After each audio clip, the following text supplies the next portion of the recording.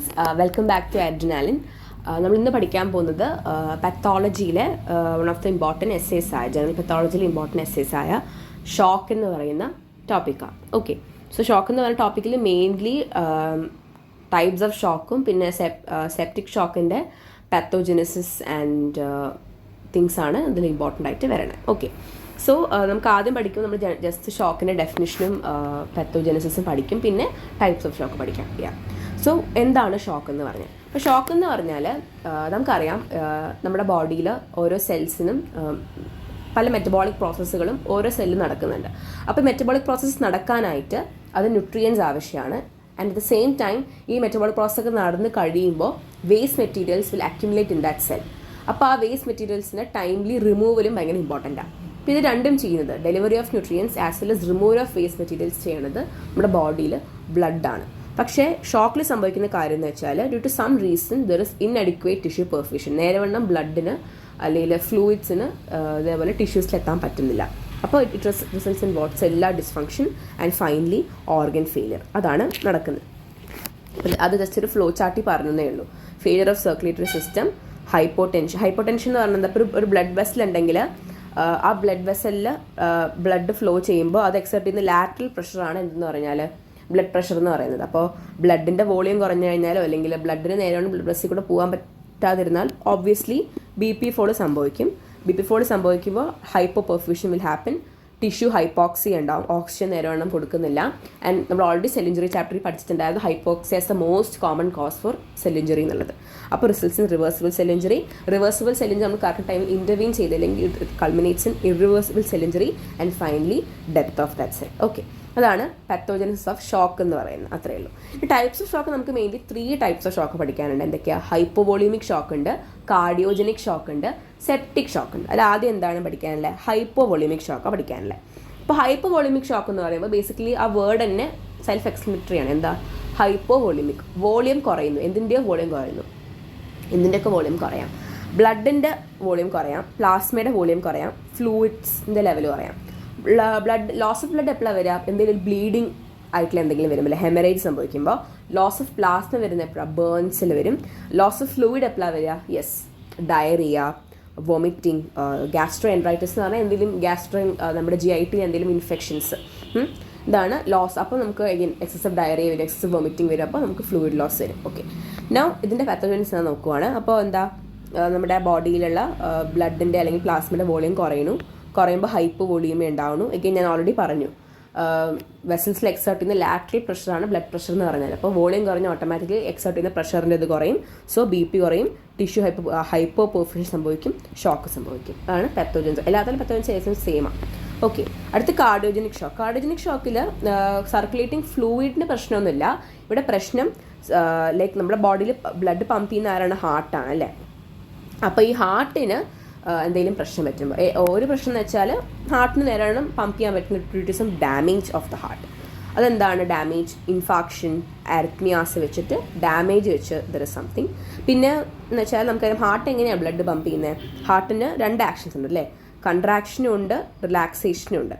അപ്പോൾ heart contract ചെയ്യുമ്പോൾ it pump out blood, dilate ചെയ്യുമ്പോൾ the blood will pool inside it. അപ്പോൾ ഈ ഒരു ആക്ഷൻ ഇപ്പോൾ ഹാർട്ടിന് പുറത്ത് എന്തെങ്കിലും ഇപ്പോൾ ഒബ്സ്ട്രക്ഷൻ ഉണ്ടെങ്കിൽ അതിന് നേരെവണ്ണം ഈ കൺട്രാക്ഷൻ റിലാക്സേഷൻ പ്രോസസ്സ് ചെയ്യാൻ പറ്റത്തില്ല. It is in cardiac tamponade. അങ്ങനത്തെ അവസ്ഥകളിൽ ഹാർട്ടിൻ്റെ പമ്പിങ് മെക്കാനിസം കുറയും. പിന്നെ obstruction to the outflow of blood from the heart. That is heart ബ്ലഡൊക്കെ സെറ്റ് ചെയ്ത് വെച്ചു, പക്ഷേ ബ്ലഡ് വെസൽസിന് എന്തെങ്കിലും ഒബ്സ്ട്രക്ഷൻ വന്നു, അപ്പോൾ ബ്ലഡിന് നേരെവണ്ണം എക്സിറ്റ് ചെയ്യാൻ പറ്റുന്നില്ല ഹാർട്ടിന്. Like for example pulmonary embolism. ഈ ഒരു സ്റ്റേറ്റിലും cardiogenic shock can happen. Okay, so പാത്തോജനസിസിൽ again there is some abnormality within the heart. Abnormality കാരണം dysfunction of the left ventricle, decreased BP and decrease cardiac output, tissue hyper perfusion and shock. That's all. നമ്മുടെ cardiogenic ഷോക്കും കഴിഞ്ഞു. അടുത്ത് the most important ടോപ്പിക്കാണ്, that is septic shock. അപ്പോൾ septic shock എന്ന് പറഞ്ഞാൽ basically ഈ രണ്ട് ലൈക്ക് കാർഡിയോജനിക് ആൻഡ് ഹൈപ്പോവോളിമിക്കിൽ നിന്ന് കുറച്ച് വ്യത്യസ്തമായിട്ടുള്ള ഷോക്കാണ്. റീസൺ എന്താ?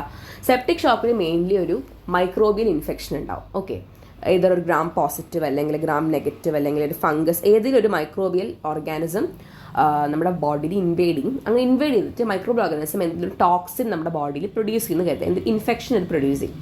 It results in what? ആ സൈറ്റ് ഓഫ് ഇൻഫെക്ഷനിൽ it results in vaso dilation. Blood vessels സാധാരണയേക്കാൾ വലുതാവും. സാധാരണയേക്കാൾ ബ്ലഡ് വെസൽസ് വലുതാവുമ്പോൾ എന്ത് സംഭവിക്കും? ആ ഏരിയയിൽ ബ്ലഡ് പൂൾ ചെയ്യും. ബ്ലഡ് ആ ഏരിയയിൽ നിറഞ്ഞു നിൽക്കും. അപ്പോൾ എന്താ, മറ്റ് ഇമ്പോർട്ടൻറ്റ് ഓർഗൻസിലേക്കൊന്നും ബ്ലഡ് പോവില്ല. ഫോർ എക്സാമ്പിൾ ഹാർട്ട് അല്ലെങ്കിൽ ബ്രെയിൻ പോലുള്ള ഓർഗൻസിലേക്കൊന്നും ബ്ലഡ് പോകത്തില്ല. അങ്ങനെ അത്തരത്തിലുള്ള ഓർഗൻ്റെ ഫെയിലിയർ സംഭവിക്കും. അതാണ് സെപ്റ്റിക് ഷോക്കിൽ ബേസിക്കലി സംഭവിക്കുന്നത്. വാസോ ഡൈലേഷനും പെരിഫറൽ പൂളിംഗ് ഓഫ് ബ്ലഡുമാണ് സെപ്റ്റിക് ഷോക്കിലെ പ്രോബ്ലം എന്ന് പറയുന്നത്. ഓക്കെ, സോ കോസിറ്റീവ് ഓർഗാനിസംസ് ചോദിച്ചു കഴിഞ്ഞാൽ നിങ്ങൾക്ക് എഴുതാം. Gram positive, gram negative fungus ഇവരൊക്കെയാണ് ഉണ്ടാക്കുക. ദെൻ റൈറ്റ്സും gram positive, gram negative organism എന്നൊക്കെ പേര് എഴുതുക. സിമ്പിൾ അല്ലേ? ഇനി അടുത്തത് ഏതൊക്കെ പാത്വേസ് വെച്ചാണ് സെപ്റ്റിക് ഷോക്ക് ഉണ്ടാവുക എന്ന് അറിയണം. അതിന് ആദ്യം ഈ ഒരു ഫ്ലോ ചാർട്ട് പഠിക്കണം. ഈ ഒരു ഫ്ലോ ചാർട്ട് മനസ്സിലാവണമെങ്കിൽ pathogenic that is there are multiple factors that contribute to the pathogenesis of septic shock. ഈ ഓരോ പാത്വേയും കാര്യമായിട്ട് പഠിച്ചാൽ മാത്രമേ നമുക്ക് ഈ സെപ്റ്റിക് ഷോക്കിനെ പറ്റി പഠിക്കാൻ പറ്റത്തുള്ളൂ. നമ്മൾ വെറുതെ ഈ ഒരു ഫ്ലോ ചാർട്ട് പഠിച്ചാൽ അങ്ങനെ പഠിക്കാൻ പറ്റത്തില്ല. ജസ്റ്റ് ഞാൻ പറഞ്ഞുതരാം. ദറ്റ് ഈസ് ആദ്യം ഒരു മൈക്രോബിയൽ ഇൻഫെക്ഷൻ ഉണ്ടാവും. എന്തൊരു ഇൻഫെക്ഷൻ നമ്മുടെ ബോഡിയിൽ ഉണ്ടാകുമ്പോഴും ഇൻഫ്ലമേറ്ററി റെസ്പോൺസസ് നമ്മുടെ ബോഡിയിൽ ആക്ടിവേറ്റ് ആവും. അപ്പോൾ നമ്മൾ ഇൻഫ്ലമേഷൻ എന്ന് പറഞ്ഞ ചാപ്റ്ററിൽ പഠിച്ചിട്ടുണ്ട്. ദർ ആർ ടു ഈവൻസ് ഉണ്ട്. വാസ്കുലാർ ഈവൻസ് നമ്മൾ പഠിച്ചിട്ടുണ്ടായിരുന്നു. എന്തൊക്കെയായിരുന്നു? വാസ്കുലാർ ഈവൻസും സെല്ലുലാർ ഈവൻസും ഉണ്ട് നമ്മൾ പഠിച്ചിട്ടുണ്ടായിരുന്നു അല്ലേ? അത് വാസ്കുലർ ഈവൻസിൽ 2 ഇമ്പോർട്ടൻറ്റ് ഈവൻസ് ആയിരുന്നു. വാസോ ഡൈലേഷനും പിന്നെ എന്താ ഇൻക്രീസ്ഡ് ടിഷ്യൂ പെർമിബിലിറ്റി വരുന്നത് അല്ലേ? Increased vascular permeability. അപ്പോൾ ഈ വാസോ ഡൈലേഷൻ വരും. വാസോ ഡൈലേഷൻ സംഭവിക്കുമ്പോൾ 2 കാര്യങ്ങളാണ് സംഭവിക്കുക. ഒന്ന്, venous pooling of blood will happen. ആ ഏരിയയിൽ ഒരുപാട് ബ്ലഡ് പൂൾ ചെയ്യാൻ തുടങ്ങും. ഒപ്പം തന്നെ it results in BP fall കാരണം ടിഷ്യൂ ഹൈപ്പർ പെർഫ്യൂഷൻ സംഭവിക്കും. പെരിഫറൽ വാസോ ഡയലറ്റേഷൻ കാരണം. ഈ second one, increased vascular permeability കാരണം ഈ വെസൽസിൽ നിന്ന് ഓരോ സംഭവം പുറത്തേക്ക് ലീക്ക് ചെയ്യും. Results in vascular leakage. അപ്പോൾ ദാറ്റ് ഇസ് ഇൻഫ്ലമേഷൻ്റെ സ്റ്റെപ്സ് കാരണം അൾട്ടിമേറ്റ്ലി എന്താ സംഭവിക്കുക? Tissue hyper perfusion. പിന്നെ tissue hyper perfusion contribute to hypoxia. നമ്മുടെ ഇന്നത്തെ ഷോക്കിൻ്റെ പാത്തോജനസിസ് പഠിച്ചു. അറ്റ് ദ സെയിം ടൈം ഇപ്പോൾ ഹൈപ്പോക്സി വന്നു കഴിഞ്ഞാൽ എന്താ സംഭവിക്കുക? സെൽസിനൊന്നും നേരവണ്ണം അവരുടെ മെറ്റബോളിക് പ്രോസസ്സ് ചെയ്യാൻ പറ്റുന്നുണ്ട്. ബിക്കോസ് നമുക്ക് ഓൾറെഡി പറഞ്ഞു മെറ്റബോളിക് പ്രോസസ്സിന് ആവശ്യമാണ് ഓക്സിജൻ, അതർ ന്യൂട്രിയൻസ് ഒക്കെ. അപ്പോൾ സെല്ലുലാർ ഹൈപ്പോക്സി കാരണം മെറ്റബോളിക് ഡിറേഞ്ച്മെൻറ്റ് സംഭവിക്കും. Finally culminating in organ dysfunction, organ failure in death. അപ്പോൾ ഈ ഒരു ഫ്ലോ ചാർട്ട് ഇൻഫ്ലമേഷനൊക്കെ അറിയുമെങ്കിൽ നമുക്ക് ഏകദേശമൊക്കെ തട്ടിമുട്ടിക്ക് എഴുതാൻ പറ്റും. ഓക്കെ, ഇനി ഓരോരോ പോയിന്റ് എടുത്തെടുത്ത് പറയുമ്പോൾ first one, how does inflammation and counter inflammatory responses contribute to pathogenesis of septic shock എന്നാണ്. ഓക്കെ, അപ്പോൾ നമ്മൾ നോക്കാം. ഒരു മൈക്രോബിയൽ ഇൻഫെക്ഷൻ വന്നപ്പോൾ എന്ത് സംഭവിച്ചു? നമ്മുടെ ഇമ്മ്യൂൺ സിസ്റ്റം ആക്ടിവേറ്റ് ആയി. ദറ്റ് ഈസ് ഹൗ നമ്മുടെ മൈക്രോബിയൽ സെൽ വാൾ കോൺസ്റ്റിറ്റ്യുവൻസ് പോയി നമ്മുടെ ഇൻഫ്ലമേറ്ററി സെൽസിൻ്റെ റിസെപ്റ്റേഴ്സിലെല്ലാം പോയി ആക്ട് ചെയ്ത് നമ്മുടെ ഇമ്മ്യൂൺ സിസ്റ്റത്തെ തന്നെ ആക്ടിവേറ്റ് ചെയ്തിരിക്കുകയാണ്. അങ്ങനെ pro inflammatory responses, that is ഇൻഫ്ലമേഷനെ സപ്പോർട്ട് ചെയ്യുന്ന പല കാര്യങ്ങളും നമ്മുടെ ബോഡിയിൽ നടന്നു.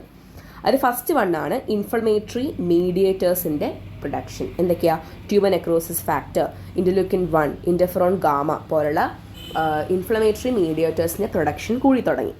സെക്കൻഡ് വൺ ഇസ് മറ്റ് important mediators like high mobility group box 1 protein എന്ന് ഓർത്തില്ലെങ്കിൽ കുഴപ്പമില്ല. എനിവേ ഇൻഫ്ലമേറ്ററി മീഡിയേറ്റേഴ്സിൻ്റെ പ്രൊഡക്ഷൻ കൂടി. അത് ഒരു ഇമ്പോർട്ടൻറ്റ് പോയിന്റ്. സെക്കൻഡ്, ഇൻഫ്ലമേഷൻ്റെ ആക്റ്റീവ് മാർക്കേഴ്സായ CRP, C reactive protein, ESR പോലുള്ള ആക്റ്റീവ് മാർക്കേഴ്സിൻ്റെ ലെവൽ ബോഡിയിൽ കൂടാൻ തുടങ്ങി. അറ്റ് ദ സെയിം ടൈം നമുക്കറിയാം നമ്മുടെ ബോഡിയിൽ എന്തെങ്കിലും ഇൻഫെക്ഷനൊക്കെ വന്നു കഴിഞ്ഞാൽ നിങ്ങൾ പഠിച്ചിട്ടുണ്ടാവും oxygen mediated free radical damage എന്നൊക്കെ പറഞ്ഞ് നമ്മൾ സെൽ ഇഞ്ചുറി ചാപ്റ്റർ പഠിച്ചതാണ്. അപ്പോൾ അത്തരത്തിലുള്ള ഓക്സിജൻ സ്പീഷീസിൻ്റെ ലെവൽ, ഫ്രീ റാഡിക്കൽസിൻ്റെ ലെവൽ കൂടി ബോഡിയിൽ, പ്രോസ്റ്റഗ്ലാൻഡിൻസിൻ്റെ ലെവൽ കൂടി, ഇൻഫ്ലമേഷൻ സപ്പോർട്ട് ചെയ്യുന്ന എല്ലാ സംഭവങ്ങളുടെയും ലെവൽ കൂടി. That is one thing. ഇതെല്ലാം cause these two factors, that is activation of endothelial cells and activation of complement cascade. Complement cascade again inflammation help ചെയ്യുന്നതാണ്. ആക്ടിവേഷൻ ഓഫ് എൻഡോത്തീലിയൽ സെൽസ് നമുക്ക് detail ചെയ്ത് നോക്കാം. And finally ഇവിടെ micro infection also releases some endotoxins. Endotoxins എന്ന് പറഞ്ഞാൽ toxigenic substances that promote this vasodilation ഒക്കെ promote ചെയ്യുന്ന ഫാക്ടേഴ്സാണ്. അതെന്ത് ചെയ്യും? നമ്മുടെ കോആഗുലേഷൻ സിസ്റ്റത്തിനെ ആക്ടിവേറ്റ് ചെയ്യും. അപ്പോൾ എന്താ, ആദ്യം ഇൻഫ്ലമേഷനെ പ്രൊമോട്ട് ചെയ്യുന്ന പ്രോ ഇൻഫ്ലമേറ്ററി റെസ്പോൺസസ് വന്നു. പ്രോ ഇൻഫ്ലമേറ്ററി റെസ്പോൺസസ് വന്നപ്പോൾ ആക്ടിവേഷൻ ഓഫ് എൻഡോത്തീലിയൽ സെൽസ് ഉണ്ടായി, ആക്ടിവേഷൻ ഓഫ് കോംപ്ലിമെൻറ്റ് കാസ്കേഡ് ഉണ്ടായി, ആൻഡ് ഫൈനലി ഇവിടെ ആക്ടിവേഷൻ ഓഫ് കോയാഗുലേറ്ററി സിസ്റ്റവും ഉണ്ടായി. അപ്പോൾ നമ്മുടെ ബോഡിയിൽ ഇപ്പോൾ ഭയങ്കരമായിട്ട് ഇൻഫ്ലമേഷൻ നടന്നുകൊണ്ടിരിക്കും. അപ്പോൾ നമ്മുടെ ബോഡി തന്നെ എന്ത് ചെയ്യും? ഇൻഫ്ലമേഷൻ കാരണം ഡാമേജസ് ഉണ്ടാവും. സോ ആ ഡാമേജസ് കുറയ്ക്കാനായിട്ട് ഇൻഫ്ലമേഷനെ സപ്രസ് ചെയ്യുന്ന counter regulatory immuno suppressive mechanisms ഇറക്കാൻ തുടങ്ങും. അതെന്താ? ആൻറ്റി ഇൻഫ്ലമേറ്ററി ആയിട്ടുള്ള സൈറ്റോകൈൻസും ആൻറ്റി ഇൻഫ്ലമേറ്ററി മീഡിയേറ്റേഴ്സും ലിംഫോസൈറ്റ്, അത് അനാവശ്യമായിട്ടുള്ള ലിംഫോസൈറ്റ്സിനെല്ലാം കില്ല് ചെയ്ത് കളയും. ലിംഫോസൈറ്റ് അപ്പോപ്റ്റോസിസ് വഴി അത് എന്ത് ചെയ്യും? ഈ ഇൻഫ്ലമേറ്ററി ഇതിനെ സപ്രസ് ചെയ്യാൻ നോക്കും. So this is how inflammation and counter inflammatory responses contribute towards pathogenesis of septic shock. First mechanism. Second എന്ന് വെച്ചാൽ നമ്മൾ ഓൾറെഡി ഇവിടെ പറഞ്ഞു, ഇവിടുത്തെ point that is activation of endothelial cell. അതെങ്ങനെയാണെന്ന് നോക്കാം. സോ ഒരു മൈക്രോബിയൽ ഇൻഫെക്ഷൻ ഉണ്ടായി. സോ നമ്മൾ ഓൾറെഡി ഡിസ്കസ് ചെയ്ത പോയിന്റ് ആണ്, നമ്മുടെ ബോഡി ഒരു പ്രോ ഇൻഫ്ലമേറ്ററി സ്റ്റേറ്റിലേക്ക് എത്തി. ഇൻഫ്ലമേറ്ററി സൈറ്റോകൈൻസിനെ എല്ലാം അത് റിലീസ് ചെയ്തു. ഇൻഫ്ലമേറ്ററി സൈറ്റോകൈൻസ് റിലീസ് ചെയ്ത് വാട്ട് ഹാപ്പൻ? ഇൻഫ്ലമേഷൻ്റെ പ്രോസസ്സായ എന്താ?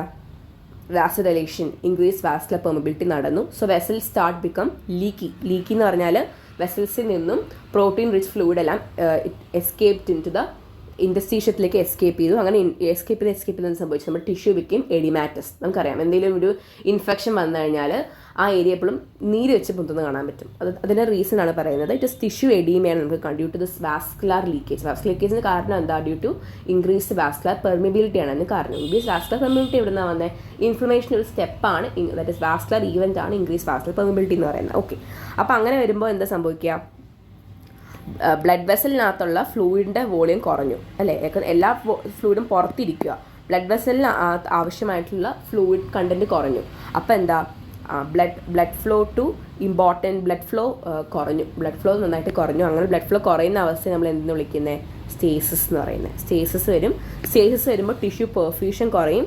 ടിഷ്യൂ പെർഫ്യൂഷൻ കുറയുമ്പോൾ അഗെയിൻ സെയിം തിങ്, ടിഷ്യൂസിലേക്ക് ആവശ്യത്തിന് ന്യൂട്രിയൻസ് എത്തുന്നില്ല, റിമൂവൽ ഓഫ് വേസ്റ്റ് കാര്യം നടക്കുന്നില്ല. എന്തുകൊണ്ടാണ്?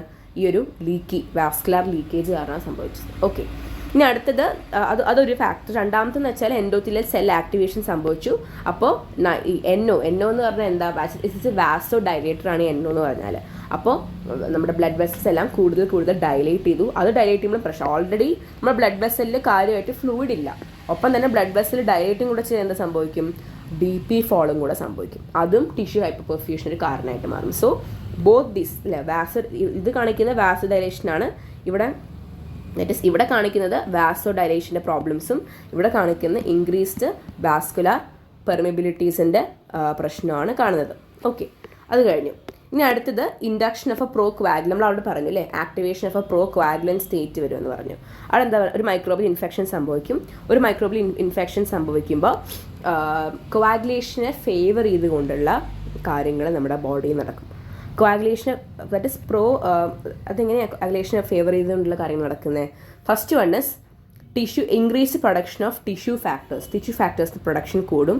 സെക്കൻഡ് വൺ, നമ്മുടെ ബോഡിയിലെന്ന് പറഞ്ഞാൽ പ്രോ ക്വാഗുലൻ്റ് ആയിട്ടുള്ള കാര്യങ്ങളും ഉണ്ട്, ആൻറ്റി ക്വാഗുലൻ്റ് ആയിട്ടുള്ള കാര്യങ്ങളുണ്ട്. ഈ ഒരു ഇൻഫെക്ഷൻ വരുമ്പോൾ സംഭവിക്കുന്നതെന്ന് വെച്ചാൽ നമ്മുടെ ബോഡി ഒരു പ്രോ ക്വാഗുലേറ്ററി ഫേസിലേക്ക് പോകും. അതായത് എപ്പോഴും ക്വാഗുലേഷനെ സപ്പോർട്ട് ചെയ്യുന്ന, ഫോർ എക്സാമ്പിൾ ടിഷ്യൂ ഫാക്ടേഴ്സിൻ്റെ സിന്തസിസ് കൂട്ടും, അതുപോലെ കോയാഗുലേഷൻ ഫാക്ടേഴ്സിൻ്റെ സിന്തസിസ് കൂട്ടും, അതൊക്കെ കൂട്ടും. ഈ ആൻറ്റി കോയാഗുലേറ്ററി അതിനെ സപ്രസ് ചെയ്യും. അതായത് anticoagulatory factors, for example protein C, thrombomodulin പോലുള്ള സംഭവങ്ങളുടെ സിന്തസിസ് കുറയ്ക്കും ബോഡിയിൽ. സിമിലർലി നമുക്കറിയാം, നമ്മുടെ ബോഡിയിൽ ഇപ്പോൾ കോയാഗുലേഷൻ സ്റ്റാർട്ട് ചെയ്യും. ഇപ്പോൾ നമുക്ക് എന്തെങ്കിലും ഇഞ്ചുറി പറ്റിക്കഴിഞ്ഞാൽ ബ്ലീഡിങ് വരും. ആ ബ്ലീഡിങ് തുടങ്ങുമ്പോൾ അപ്പം തന്നെ നമ്മുടെ ബോഡിയിൽ ഈ കോയാഗുലേഷൻ്റെ സ്റ്റെപ്സ് ആക്ടിവേറ്റ് ആവും. എപ്പോൾ നമ്മുടെ ബോഡിയിൽ കോയാഗുലേഷൻ്റെ സ്റ്റെപ്സ് ആക്ടിവേറ്റ് ആവുമോ അപ്പം തന്നെ ആൻറ്റി കോയാഗുലേഷൻ, ദാറ്റ് ഇസ് ഫിബ്രിനോലൈസിസ്, ഒരു ഫിബ്രിൻ ഉണ്ടായിക്കഴിഞ്ഞാൽ അത് ലൈസ് ചെയ്യാനുള്ള മെക്കാനിസം നമ്മുടെ ബോഡി സ്റ്റാർട്ട് ചെയ്യും. എപ്പോഴും അങ്ങനെയാണ്. കോയാഗുലേഷൻ്റെ ഭാഗത്തെ ഒരു സൈഡ് സ്റ്റാർട്ട് ചെയ്യുമ്പോൾ ഫിബ്രിനോലൈസിസിൻ്റെ ഭാഗത്തെ ഒപ്പം സ്റ്റാർട്ട് ചെയ്യും. പക്ഷേ ഈ ഒരു ഇൻഫെക്ഷൻ സമയത്ത് സംഭവിക്കുന്നത് വെച്ചാൽ പ്രോ കോയാഗുലൻ സ്റ്റേറ്റിലേക്കാണ് ബോഡി പോണേ. അപ്പോൾ ഫിബ്രിനോലൈസിസിനെ അത് ഇൻഹിബിറ്റ് ചെയ്യും. എങ്ങനെ ഇൻഹിബിറ്റ് ചെയ്യണേ? By increasing the expression of plasminogen action ഇൻഹിബിറ്ററിൻ്റെ എക്സ്പ്രഷൻ കൂട്ടിയിട്ട്, അതായത് പ്ലാസ്മിനോജൻ്റെ ഇൻഹിബിറ്ററിൻ്റെ എക്സ്പ്രഷൻ കൂട്ടി അത് ഫിബ്രിനോലൈസിസ് ഇൻഹിബിറ്റ് ചെയ്യും. പിന്നെ അതുപോലെ തന്നെ anticoagulant factors like proteins hormone levels കുറയ്ക്കും, ടിഷ്യൂ ഫാക്ടറിൻ്റെ ലെവൽ കൂട്ടും. അങ്ങനെ ബോഡി ഒരു പ്രോ ക്വാഗുലൻ സ്റ്റേറ്റിലേക്ക് പോകും. അങ്ങനെ ഒരു പ്രോ ക്വാഗുലൻ സ്റ്റേറ്റിലേക്ക് ബോഡി പോയി കഴിഞ്ഞാലുള്ള പ്രശ്നം എന്താ? ഫസ്റ്റ് പ്രശ്നം എന്ന് വെച്ചാൽ ഓക്കെ, നമ്മുടെ ബോഡിയിൽ ത്രൂ ഔട്ട് അവിടെ ഇവിടെയും ചെറിയ ചെറിയ ചെറിയ ക്ലോട്ടുകൾ ഫോം ചെയ്യാൻ തുടങ്ങും. ചെറിയ ചെറിയ ക്ലോട്ട് ഫോം ചെയ്യും. പിന്നെ ഈ ക്ലോട്ടുകൾ ഈ ത്രോംബായി പോയി എന്ത് ചെയ്യും? നമ്മുടെ ചെറിയ ചെറിയ ബ്ലഡ് വെസൽസിനെല്ലാം അടയ്ക്കും. ലൈക്ക് ചെറിയ ചെറിയ ക്ലോട്ടായി ബ്ലഡ് വെസൽസിനെയൊക്കെ അടച്ചിടും. That second problem. Third problem എന്ന് പറയുന്നത് നമ്മുടെ ബോഡി കുറേ നേരം ഇങ്ങനെ പ്രോ ക്വാഗുലൻ ആൻറ്റി ക്വാഗുലൻ സ്റ്റേറ്റ് ഒന്നുമില്ല, ഫിബ്രിനലൈസിസ് നടക്കുന്നില്ല, പ്രോ ക്വാഗുലൻ സ്റ്റേറ്റ് നടക്കുക. അപ്പോൾ അങ്ങനെ നടന്ന് സംഭവിക്കും, നമ്മുടെ ബോഡി കുറേ നേരം ഈ പ്രോ ക്വാഗുലൻ സ്റ്റേറ്റിലേക്ക് പോയിക്കൊണ്ടിരുന്നാൽ it will use up all the coagulation factors, എല്ലാ ക്വാഗുലേഷൻ ഫാക്ടേഴ്സിനെയും ഉപയോഗിച്ച് തീരും. അങ്ങനെ ക്വാഗുലേഷൻ ഫാക്ടേഴ്സിനെ ഉപയോഗിച്ച് തീർന്നു കഴിഞ്ഞാൽ പിന്നെ ഒരു അൺകൺട്രോൾഡ് ബ്ലീഡിങ് സ്റ്റേറ്റിലേക്ക് പോകും. ആ അൺകൺട്രോൾഡ് ബ്ലീഡിങ് സ്റ്റേറ്റിനെയാണ് നമ്മൾ ഡിസമിനേറ്റഡ് ഇൻട്രവാസ്കുലർ ക്വാഗുലേഷൻ, ദാറ്റ് ഇസ് DIC എന്ന് പറയുന്നത്. ആദ്യം കുറേ നേരം പ്രൊലോങ്ഡ് പ്രോ ക്വാഗുലൻ സ്റ്റേറ്റിലേക്ക് പോയി എല്ലാ ക്വാഗുലേഷൻ ഫാക്ടേഴ്സും യൂസപ്പ് ചെയ്ത് കഴിഞ്ഞാൽ പിന്നെ ബ്ലീഡിങ് നിർത്താൻ പറ്റത്തില്ല. അതാണ് DIC. ആ ഒരു സ്റ്റേറ്റിലേക്ക് വരും. അതും സെപ്റ്റിക് ഷോക്ക് കാരണം വരും. ഇനി ഫോർത്ത് എന്ന് പറയുന്നത് മെറ്റബോളിക് അബ്നോമാലിറ്റീസ്. ലൈക്ക് ഇപ്പോൾ മെറ്റബോളിക് അബ്നോമാലിറ്റീസ്, എന്തൊക്കെ മെറ്റബോളിക് അബ്നോമാലിറ്റീസ് ഉണ്ടാവണം എന്ന് നോക്കണേ. അതിൽ first one is insulin resistance and hyper glycaemia. അതെങ്ങനെ ഉണ്ടാവണേ? ഒരു മൈക്രോബിയൽ ഇൻഫെക്ഷൻ വരുന്നു, അഗെയിൻ ഒരു പ്രോ ഇൻഫ്ലമേറ്ററി സ്റ്റേറ്റിലേക്ക് പോകണം. പ്രോ ഇൻഫ്ലമേറ്ററി സ്റ്റേറ്റിലേക്ക് പോകുമ്പോൾ നമ്മുടെ ബോഡി ഒരു സ്ട്രെസ്ഫുൾ അവസ്ഥയിലാണ്. അപ്പോൾ സ്ട്രെസ് ഇൻഡ്യൂസ് ചെയ്ത് റിലീസ് ചെയ്യാൻ പറ്റുന്ന കുറേ ഹോർമോൺസ് ഉണ്ട്, ലൈക്ക് ഗ്ലൂക്കഗോൺ, ഗ്രോത്ത് ഹോർമോൺ, കാറ്റിക്കോളമൈൻസ് നമുക്കറിയാം, അഡ്രിനാലിനൊക്കെ. അപ്പോൾ ഈ സ്ട്രെസ് ഇൻഡ്യൂസ് ഹോർമോൺസിൽ ഗ്ലൂക്കഗോൺ ഉണ്ടല്ലേ, അപ്പോൾ ഗ്ലൂക്കഗോൺ റിലീസ് കൂടും. ഗ്ലൂക്കഗോൺ റിലീസ് കൂടുമ്പോൾ എന്ത് സംഭവിക്കും? ഇൻസുലിൻ റിലീസ് കുറയും. ഇൻസുലിൻ റിലീസ് കുറയുമ്പോൾ എന്ത് സംഭവിക്കും? What happens?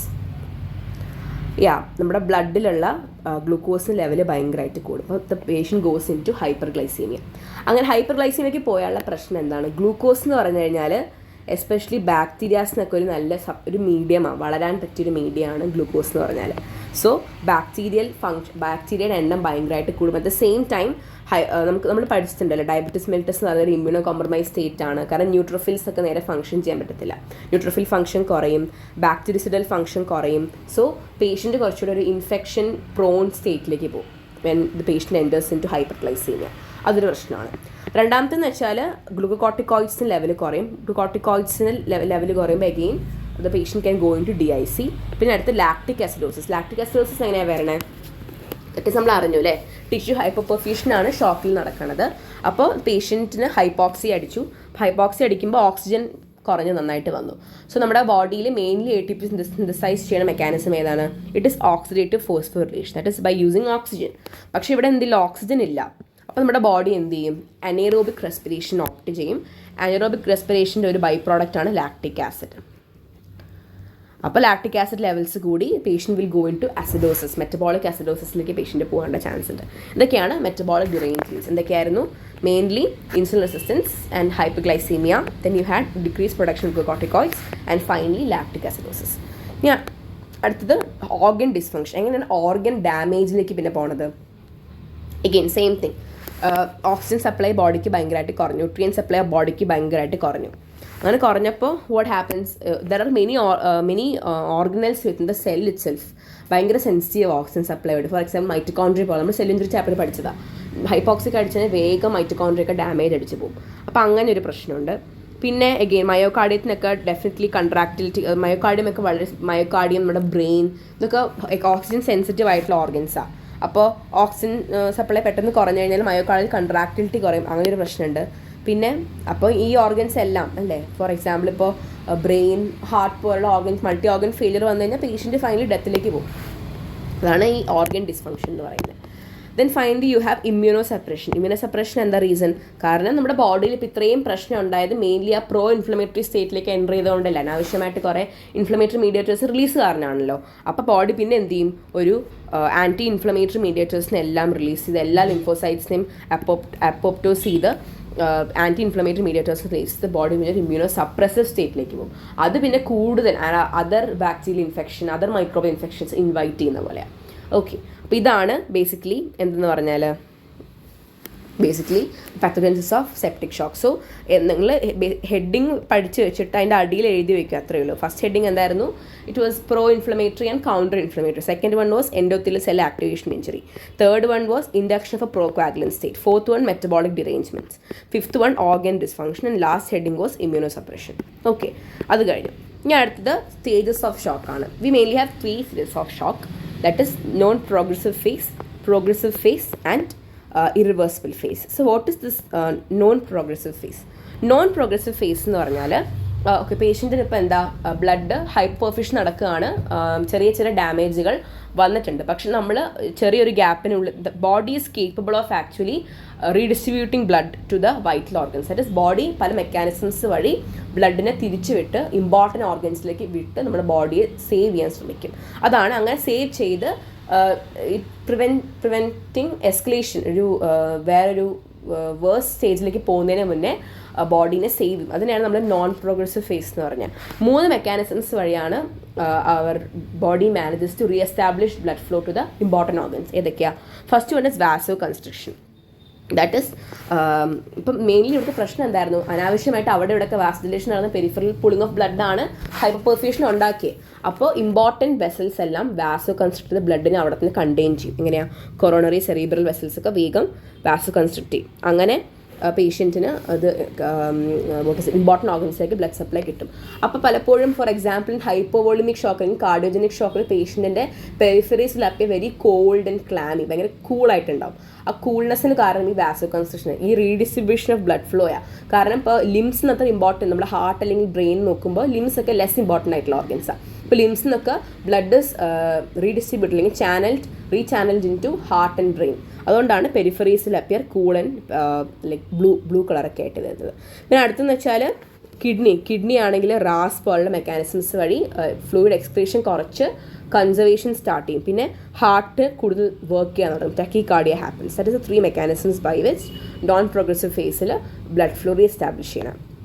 അടുത്ത പ്രോഗ്രസീവ് ഫേസ് ആണ്. പ്രോഗ്രസീവ് ഫേസ് എന്ന് വെച്ചാൽ ഇറ്റ്സ് ബിക്കം വേഴ്സ്. ഓക്കെ, നമുക്ക് പിടിച്ച് നിർത്താൻ ബോഡിക്കൊന്നും ചെയ്യാൻ പറ്റില്ല. So it is escalating to a worse stage. എങ്ങനെയാണ്? ഹൈപ്പർ പെർഫ്യൂഷൻ വരുന്നു, ഹൈപ്പോക്സിയ വരുന്നു. ഹൈപ്പോക്സിയ മീൻസ് ഓക്സിജൻ കുറഞ്ഞു. So body is entering into anaerobic respiration. നമ്മൾ ഓൾറെഡി പറഞ്ഞു അനറോബിക് റെസ്പിറേഷൻ്റെ ഒരു എൻഡ് പ്രോഡക്റ്റ് ആണ് lactic acid. So pH of the body is going down. pH കുറഞ്ഞ it results in what? Dilatation of arterioles. Dilatation of arterioles കാരണം again further peripheral pooling of blood happens. Cardiac output പിന്നെയും അപ്പോൾ എന്താ? BP കുറയും, cardiac output കുറയും. So again same thing, hyperperfusion വരും. പിന്നെയും hyperperfusion വരുമ്പോൾ ഡാമേജ് ടു സെൽസിൽ enter into pro inflammatory stage. പ്രോ ഇൻഫ്ലമേറ്ററി സ്റ്റേജിൽ activate procoagulant stage which results in DIC and damage to vital organs, bleeding, excessive bleeding നടന്ന് damage വരും. Okay, same thing. അതാണ് ഇപ്പം ഒന്നുകൂടെ പറയാം. എന്താ? ഹൈപ്പോക്സിയ വരുന്നു, ലാക്റ്റിക് ആസിഡോസിസ് വരുന്നു, dilatation of arterioles, peripheral pooling of blood, again worsening. പിന്നെയും റിപ്പീറ്റ് ചെയ്യുക, ഡാമേജ് ടു സെൽസ്. അപ്പോൾ pro inflammatory stage, procoagulant stage, DIC, bleeding, damage to vital organs. Okay, ഇനി ഫൈനലി ഇറിവേഴ്സിബിൾ ഫേസ്. ഇറിവേഴ്സിബിൾ ഫേസിൽ ഒന്നുമില്ല. Basically പേഷ്യൻറ്റിന് survival possible അല്ല. പല ഓർഗനൈസും ഇപ്പോൾ തന്നെ ഓക്സിജൻ കിട്ടാതെ ഡാമേജ് ആയി കഴിഞ്ഞാൽ all the enzymes are coming out. Myocardial contractility കുറയണു, NO റിലീസ് ഭയങ്കരമായിട്ട് കൂടുന്നു, ഇങ്ങനെ വാസ്കുലറൈസേഷൻ സംഭവിക്കുന്നു, യു ആർ ഹാവിങ് ബാക്ടീരിയമിക് ഷോക്കായി all the organs are dying, necrosis അടിക്കുന്നു basically. And that is a last stage, irreversible phase. ഇനി നിങ്ങൾക്കുള്ളത് പിന്നെ ഉള്ളത് മോർഫോളജിയാണ്. ഷോക്ക് അടിച്ച് ഡാമേജ് ആയ ഒരു ഓർഗൻ, ഷോക്ക് കാരണം പല ഓർഗനും പല ഓർഗൻ ഡാമേജും വരുമെന്ന് പറഞ്ഞത്. ഇപ്പോൾ ഓരോ ഓർഗനിലും എന്തൊക്കെ മോർഫോളജിക്കൽ ചേഞ്ചസ് ആണ് കാണാൻ പറ്റുന്നത് പറയണേ. അല്ല, ഫസ്റ്റ് വൺ ഇസ് അഡ്രീനലിലുള്ള മെയിൻ തിങ്. ഇപ്പോൾ ഇത് പഠിക്കാൻ ഭയങ്കര പാടാണ്. അപ്പോൾ നമുക്ക് ജസ്റ്റ് ചെയ്യാവുന്ന കാര്യം എന്ന് വെച്ചാൽ കീ വേർഡ്സ് പഠിക്കുക എന്ന് മാത്രമേ പറ്റത്തുള്ളൂ. അപ്പോൾ എന്തൊക്കെയാണ്? Lipid depletion, cortical cell, focal haemorrhage, haemorrhagic necrosis. ഇതാണ് അഡ്രീനൽ ഗ്ലാൻഡിലേക്കാണ്. കിഡ്നിയിലാണെങ്കിൽ you can mainly see tubular necrosis and കിഡ്നീസിൽ അപ്പിയർ ഗ്രോസ്ലി നോക്കിക്കഴിഞ്ഞാൽ എൻലാർജ് ആൻഡ് കൺജസ്റ്റഡ്, സ്വള്ളതിനെ പെയിൽ. ട്യൂബ്യൂൾസിൽ നോക്കുവാണെങ്കിൽ again they will appear dilated, necrosis കാണാൻ പറ്റും. then you can see casts here and there. Interstitium ആണെങ്കിൽ it will appear edematous and filled with lot of inflammatory cells, mononuclear cells കാണാൻ പറ്റും. Okay, lungs ആണെങ്കിൽ lungs in the normal lungs spongy ആയിട്ടുള്ളൊരു ഓർഗനാണ്. ഇവിടെ എന്ന് വെച്ചാൽ ലങ്സ് ഭയങ്കര ഫേം ആൻഡ് കൺജസ്റ്റഡ് ആയിരിക്കും. ലങ്സ് കട്ട് ചെയ്ത് വെക്കുന്ന ഫ്രോത്തി ഫ്ലൂയിഡ് ഊസ് ഔട്ട് ചെയ്യുന്നുണ്ടാവും ഇതിനകത്ത്. ദെൻ മൈക്രോസ്കോപ്പിക്കലി നോക്കുവാണെങ്കിൽ വാട്ട് ക്യാൻ യു സീ, പല ഏരിയാസിലും വി ക്യാൻ സീ എഡിമാറ്റസ് ആയിട്ട് കാണാൻ പറ്റും. പിന്നെ നെക്രോസ് ആയിട്ടുണ്ടാവും. പിന്നെ alveolar membrane, duct tubules all will be lined by hyaline membrane. Okay, heart ആണെങ്കിൽ you can see petechial grossly petechial haemorrhages here and there. മൈക്രോസ്കോപ്പിൽ you can see contractile bands and large areas of necrosis.